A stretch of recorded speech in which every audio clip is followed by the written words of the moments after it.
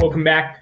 This one is for 2009, number one. And again, number one is a big boy. You got to represent it. The graphs know how they speak to one another. The good news is with the style of the test this year, you can have your notes out in front of you. We talked about creating that one-page review sheet. That's great. And I would have how the graphs talk to one another, the key formulas, because you got to know that for this.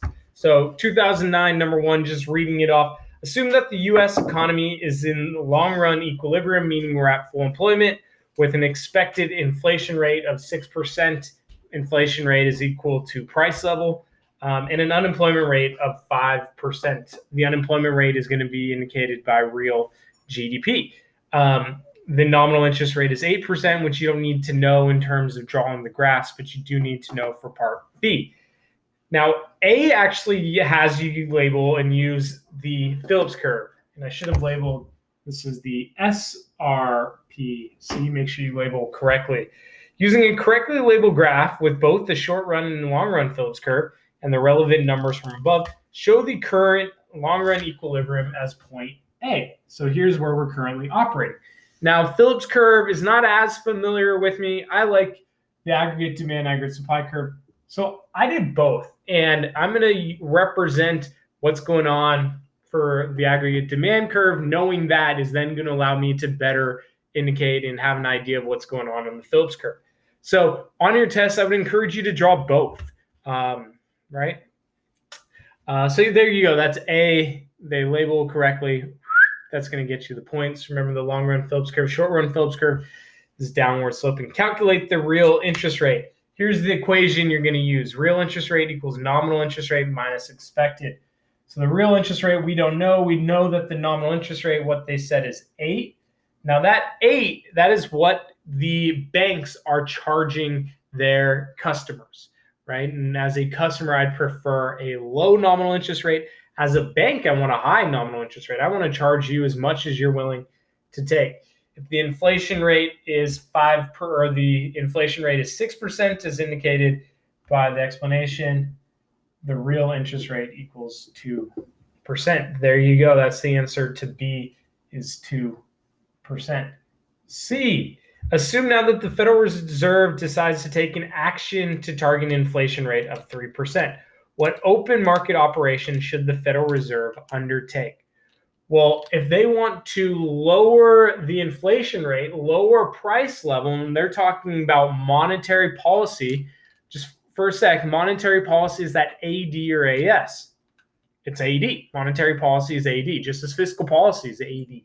Well, monetary policy, if they want to have a lower inflation rate, they want a lower price level too. How does AD need to shift to get the price level to decrease to 3%? Well, AD would need to shift to the left. So how do we get, going off what it's asking, what monetary policy action is going to cause AD to shift to the left? Specifically, what open market operation should cause AD to shift to the left? Open market operations specifically refers to the buying and selling of bonds.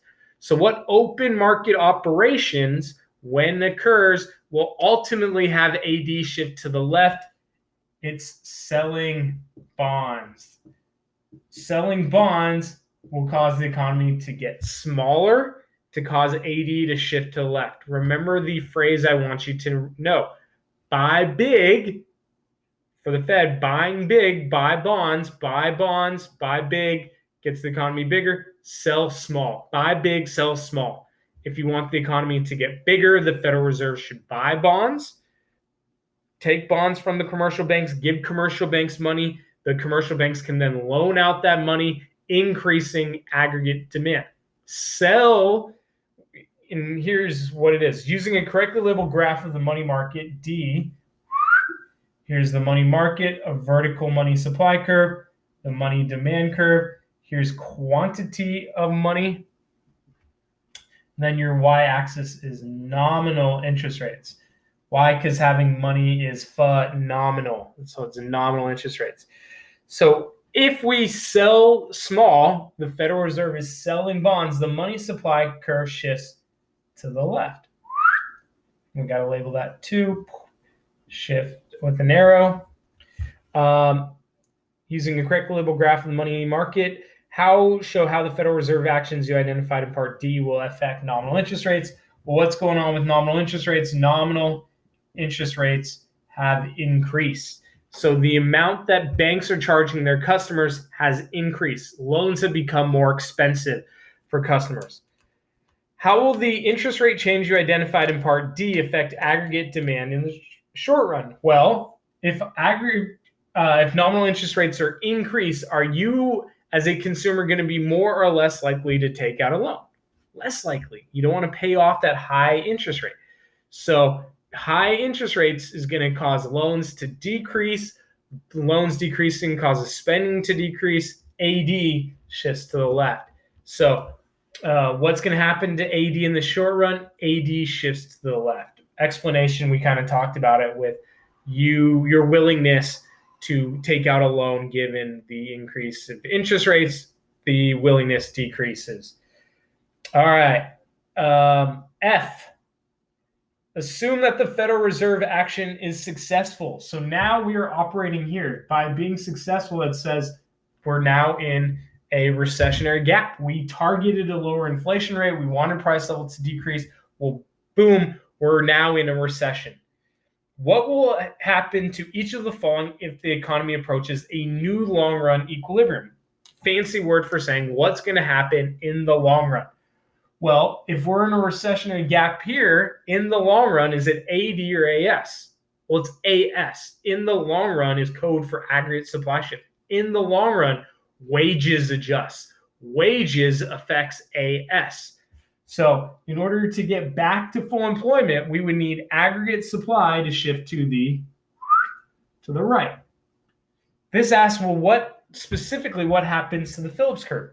Well, remember the rule. Shifts in aggregate supply cause what for the Phillips curve? Shifts, but in opposite direction. Shifts in AD cause movement along the Phillips curve in the opposite direction. In this case, shifts in AS cause shifts of the Phillips curve in the opposite direction. So if aggregate supply shifted to the right, we're going to have our short-run Phillips curve shift to the left. I draw a new short-run Phillips curve, and here is where we're currently at.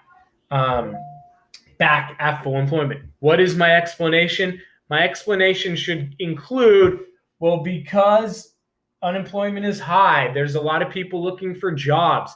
Because price level has decreased. If price level decreases, businesses' profits have decreased. If business profits have decreased, how do they make up for the lost compensation, the lost profits that they accrued? Well, they'll cut wages. Cutting wages helps production, shifts aggregate supply to the right, shifts in aggregate supply to the right, has a short-run Phillips curve to shift to the left, and I would probably label that. So there you go. What happens to the natural rate of unemployment? Well, the natural rate of unemployment is 4 to 6%. The only way the natural rate of unemployment changes is if unemployment benefits change. So remember, like France offers better unemployment benefits.